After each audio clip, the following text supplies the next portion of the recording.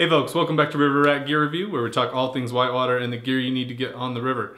Today I'm going to be taking a look at the Chutes Rapid on the Middle Fork of the Salmon River. This footage was shot at really low water in September on the Middle Fork. Chutes at low water is one of the more technical rapids on the upper section and is extremely challenging and difficult to run. So that being said, let's take a look at the chutes in low water.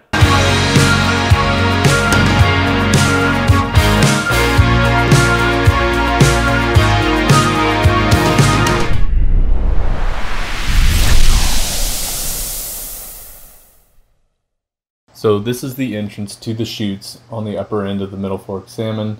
As you can see, the entrance is extremely rocky and shallow as you approach the entrance to the rapid.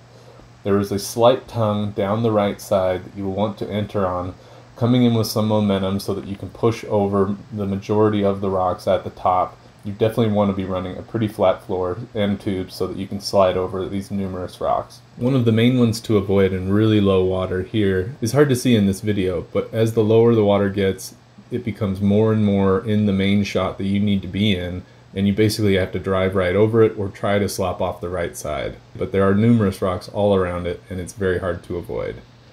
Once you clear that, you basically have a slow pool before you move down to a couple wrap rocks in the middle of the channel.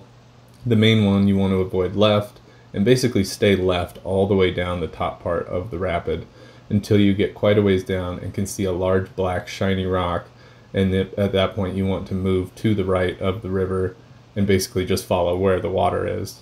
So here's my run, pushing into the main shot at the top, avoiding some of the rocks, slopping over that one that is becoming increasingly hard to go past in lower water.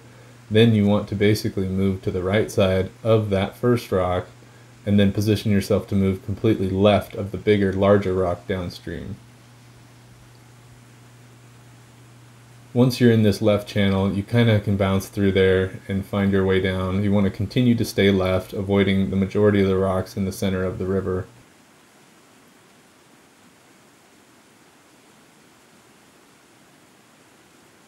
You may get hung up in some of these parts, but a lot of time you can just kind of spin off and find your way down without much of a hassle.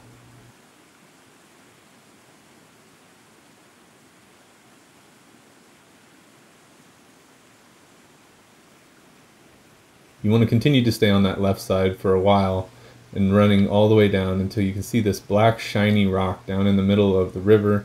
At this point I'm setting up to pull right of that and avoiding that rock. Getting slightly hung up right there.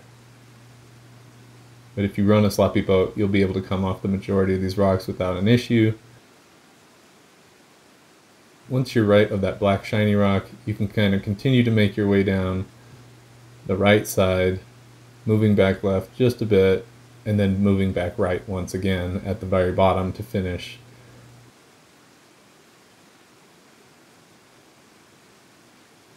This rapid is extremely difficult to run without some sort of hang up or bouncing around or getting spun and basically ending up with plan W by the time you're at the bottom of it. Here comes the yellow boat. Once again, pushing into that first part of the tongue, getting hung up and ending up a little too far left.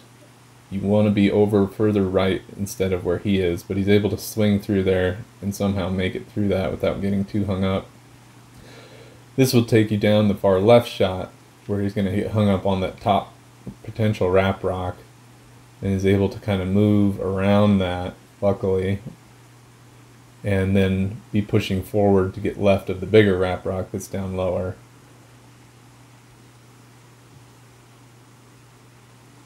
As you can see, he's trying to fight it pretty hard at this point, bumping that, getting down. You want to watch your left oar over there in that corner.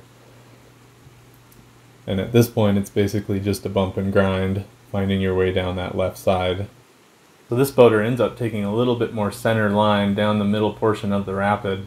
There are definitely more rocks over in this section of the rapid, and it's easier to be on that left side. But as you can see, if you run a big boat with some floppy tubes and a floppy floor, you're kind of able to slop down through some of this stuff. And that basically goes for the top end of the Middle Fork in general at these flows.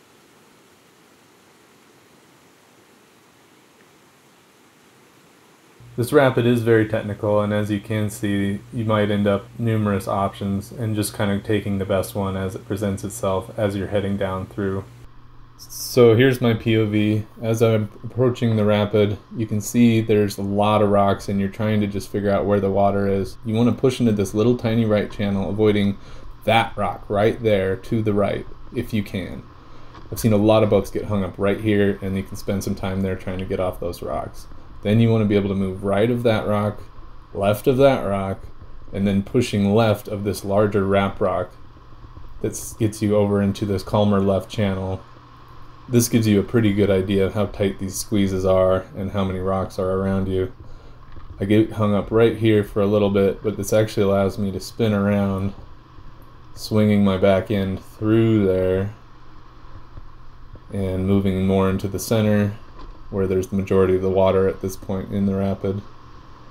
And then I'm going to move back left all the way to the left side of the river to avoid some of those lower rocks.